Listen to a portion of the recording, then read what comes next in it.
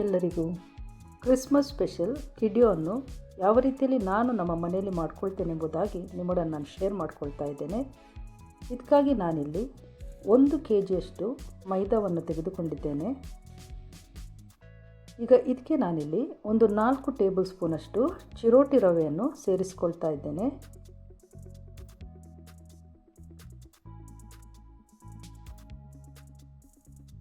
ಹಾಗೆ ಇದಕ್ಕೆ ನಾನಿಲ್ಲಿ 1.5 ಟೇಬಲ್ ಸ್ಪೂನಷ್ಟು ಉಪ್ಪನ್ನು ಕೂಡ ಇಲ್ಲಿ ಸೇರಿಸ್ತಾ ಇದ್ದೇನೆ. ಈಗ ಇದನ್ನು ಚೆನ್ನಾಗಿ ಮಿಕ್ಸ್ ಮಾಡಿಕೊಳ್ಳುವ. ಹಾಗೆ ಇದಕ್ಕೆ ನಾನಿಲ್ಲಿ ಸ್ವಲ್ಪ ಎಣ್ಣೆಯನ್ನು ಕೂಡ ಹಾಕ್ತಾ ಇದ್ದೇನೆ.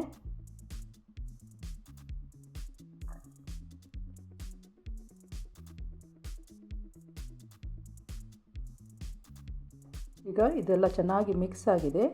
ಈಗ ಇದಕ್ಕೆ ನಾನು ರೆಡಿ ಮಾಡಿ ಇಟ್ಕೊಂಡಂಥ ತೆಂಗಿನಕಾಯಿಯ ಹಾಲನ್ನು ಇದಕ್ಕೆ ನಾನಿಲ್ಲಿ ಸೇರಿಸ್ಕೊಳ್ತಾ ಇದ್ದೇನೆ. ಈಗ ಈ ಹಿಟ್ಟನ್ನು ಚಪಾತಿ ಹಿಟ್ಟಿಗೆ ನಾವು ಯಾವ ರೀತಿಯಲ್ಲಿ ರೆಡಿ ಮಾಡ್ಕೊಳ್ತೇವೋ ಆ ರೀತಿಯಲ್ಲಿ ನಾವು ಇದನ್ನೀಗ ರೆಡಿ ಮಾಡ್ಕೊಳ್ಬೇಕು.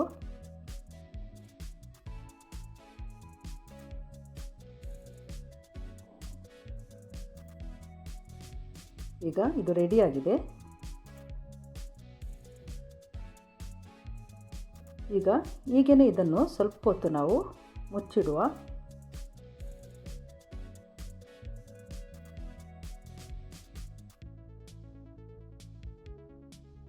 ಈಗ ಇದು ಸರಿಯಾಗಿದೆ. ಈಗ ಈಗ ಚಿಕ್ಕ ಚಿಕ್ಕ ಉಂಡೆಯನ್ನು ನಾವು ಮಾಡಿಕೊಳ್ಬೇಕು. ಈಗ ಹೀಗೇ ಎಲ್ಲ ಚಿಕ್ಕ ಚಿಕ್ಕ ಉಂಡೆಗಳನ್ನು ರೆಡಿ ಮಾಡಿ ಇಟ್ಕೊಳ್ಳುವ.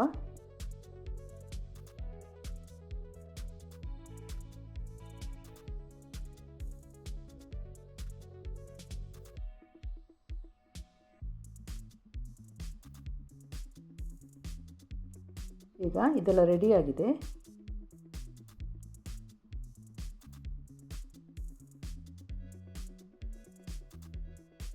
ಈಗ ಇಲ್ಲಿ ನಾನು ಒಂದು ಹೊಸ ಬಾಚಣಿಯನ್ನು ತೆಗೆದುಕೊಂಡಿದ್ದೇನೆ. ಈಗ ಅದರ ಮೇಲೆ ಸ್ವಲ್ಪ ಎಣ್ಣೆಯನ್ನು ಸವರಿ ಈ ಚಿಕ್ಕ ಉಂಡೆಯನ್ನು ಇದರ ಮೇಲೆ ಇಟ್ಟು ಹೀಗೆ ಸ್ಪ್ರೆಡ್ ಮಾಡಿ ಇದನ್ನು ನಾವು ಹೀಗೆ ರೆಡಿ ಮಾಡಿಕೊಳ್ಬೇಕು. ಹೀಗೇ ಎಲ್ಲವನ್ನು ನಾವು ರೆಡಿ ಮಾಡಿಕೊಳ್ಳುವ.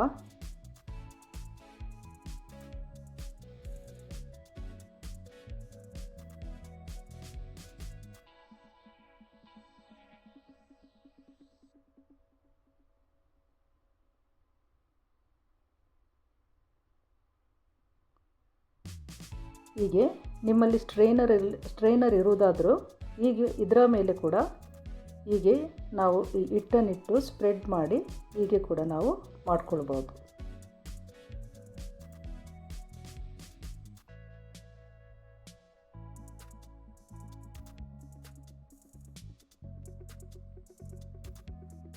ಈಗ ಇಲ್ಲೆಲ್ಲ ರೆಡಿ ಮಾಡಿ ಇಟ್ಕೊಂಡಿದ್ದೇನೆ.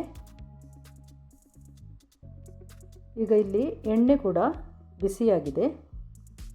ಈಗ ಒಂದೊಂದನ್ನೇ ನಾವು ಈ ಎಣ್ಣೆಗೆ ಹಾಕಿ ಫ್ರೈ ಮಾಡಿಕೊಳ್ಬೇಕು.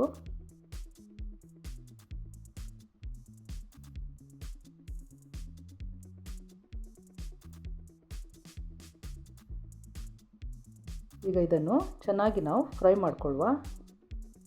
ಫ್ರೈ ಮಾಡಿಕೊಳ್ಳುವಾಗ ತುಂಬ ದೊಡ್ಡ ಉರಿಯಲ್ಲಿ ಇಟ್ಕೊಳ್ಬೇಡಿ ಗ್ಯಾಸನ್ನು.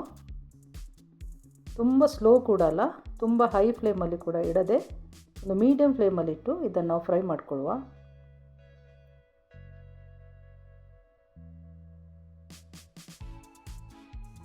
ಈಗ ಇದು ಫ್ರೈ ಆಗಿದೆ. ಇದನ್ನು ನಾವು ತೆಗಿಬಹುದು.